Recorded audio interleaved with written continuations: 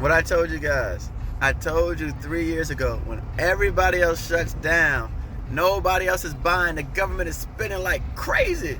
They passed a $1 trillion bill.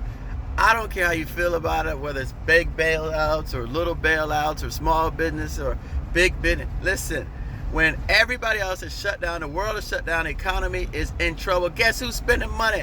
The federal government. I've been telling y'all for years. I went through this in 2008. I'm getting ready to go through the same cycle right now. If you're not making money out there, that's because you're in the wrong industry. It has nothing to do with how smart you are at this point. You should be doing government contracts. And if you're not doing government contracts, you need to learn how to do government contracts, or reach out to one of your friends who knows how to do government contracts. If you need help figuring this thing out, reach out to me, DM me, hit me up.